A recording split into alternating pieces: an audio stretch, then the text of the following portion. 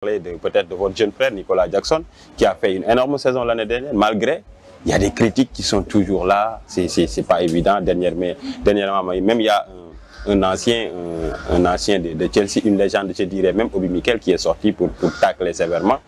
Je ne sais pas, quel est le conseil que vous allez donner à Nicolas Jackson qui fait face à ce genre de situation? Ouais, c'est vrai, Nicolas Jackson est à Chelsea.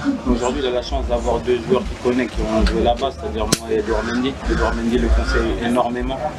Ils ont beaucoup de communication ensemble, ils se parlent souvent. Moi aussi, j'essaie de le conseiller. À son arrivée, il m'a beaucoup posé des questions parce que quand il devait être transféré à Chelsea, donc voilà, je lui ai dit tous les conseils que je pouvais lui donner.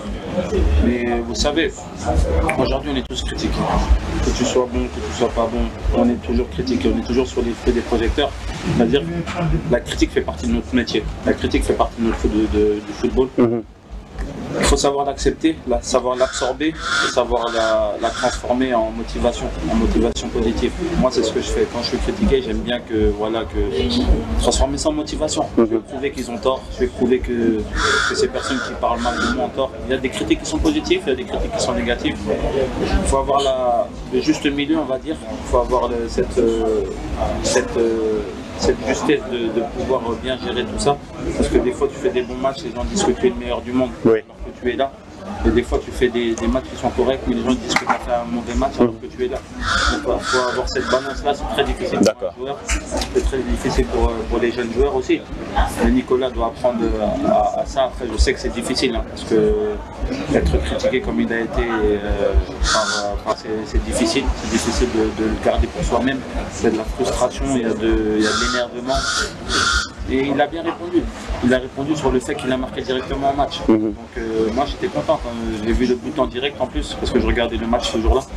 Et j'étais content pour lui, parce que c'était mérité. Avec tout le travail qu'il met, toute la reconnaissance qu'il n'a pas encore forcément, mais il donne la reconnaissance parce que c'était un nouveau poste pour lui. Il n'était pas neuf avant.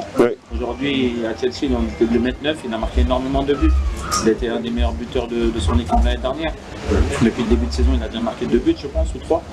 Donc je suis content pour lui, c'est bien en revenant de blessure, il ne faut pas oublier qu'il a pas fait de la préparation, donc je suis content pour lui. Il faut qu'on continue à le soutenir. Moi je suis un des fervents supporters de Nico parce que j'adore le style de jeu, j'adore le joueur.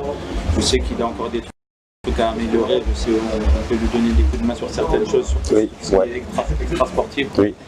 Parce que sur le terrain, on voit que c'est un bâton, c'est un gars, un joueur qui va toujours. Mais on sait qu'il y a des choses, il y a des clés qu'on peut lui donner, on va lui donner. Mais je sais que Nico va faire une grosse saison, Inch'Allah. Mais en tout cas, j'espère que il va continuer à absorber cette pression-là, ces critiques qui sont négatives parfois pour les transformer en motivation. Et cette motivation-là, elle va se montrer par des buts. Parce qu'un attaquant vit de buts.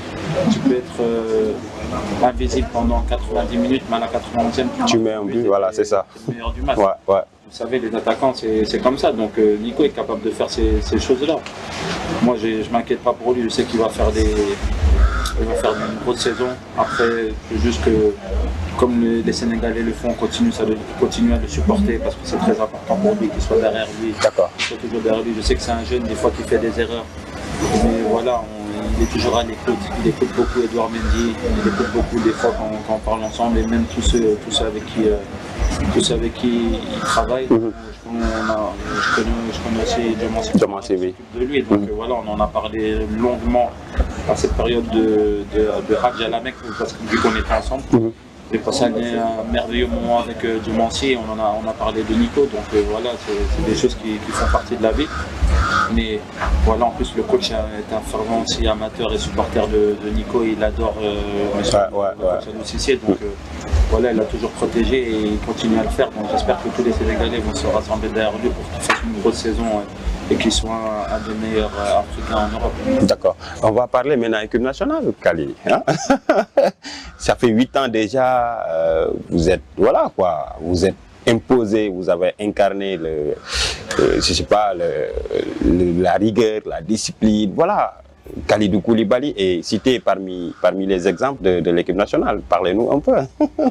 Si, l'équipe nationale, c'est un rêve, c'est la joie de vivre, c'est le bonheur. C'est jouer pour un peuple qui te supporte autant.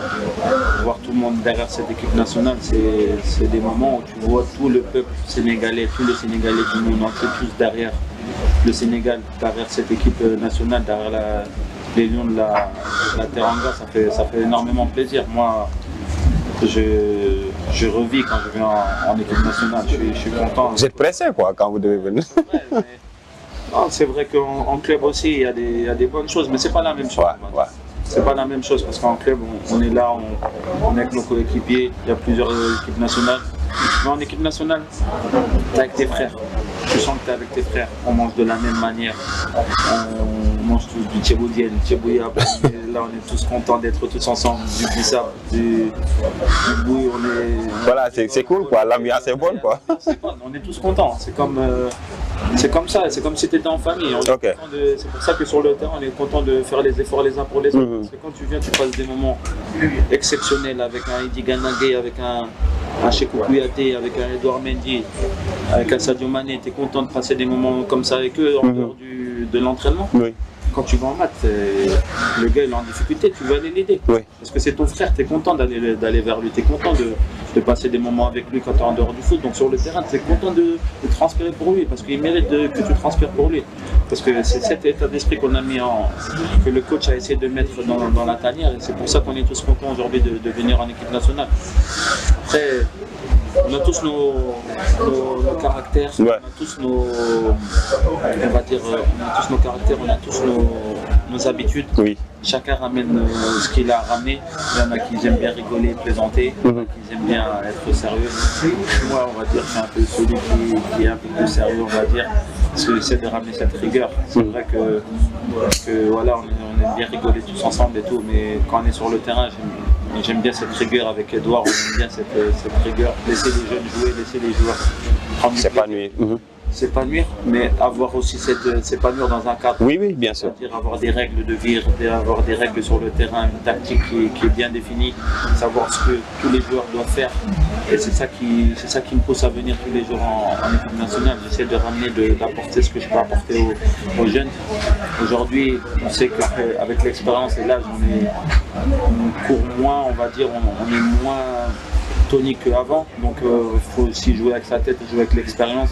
C'est pour ça que cette mixité qu'il y a entre les jeunes et les plus expérimentés, elle est vraiment exceptionnelle au Sénégal. C'est pour ça que je suis content d'arriver, et quand je vois des jeunes joueurs jouer dans des grands clubs comme Nicolas qui joue à Chelsea, comme mon camarade qui a fait son transfert à Monaco, je suis content, comme Papier qui joue à Villarreal, j'en oublie encore, comme Matar, Tottenham. Qui est à Tottenham. Ouais, on est content de les voir dans ces niveaux-là. Moi, quand je viens, je suis en Arabie Saoudite, je mets la télé, je regarde la première ligue, je regarde le premier match que je vais regarder, c'est Chelsea ou Tottenham. Parce que j'ai envie de regarder Pape Matar si je joue titulaire, j'ai envie de regarder Nico si je joue titulaire. Je regarde en France, je fais la même chose, je regarde Lamine Camara si je joue titulaire ou pas, Crétin si je joue titulaire, Jacob si je joue titulaire. Ouais. Je regarde déjà mes coéquipiers. Moussa Niakhaté qui joue à Lyon aujourd'hui, je regarde Lyon directement. Je regarde s'il joue. Comme tous les supporters sénégalais quoi en fait. Voilà, tous les supporters, moi c'est ce que je fais. La première chose que je fais, c'est regarder mes coéquipiers déjà, mes frères sénégalais s'ils jouent titulaire, ou même pas.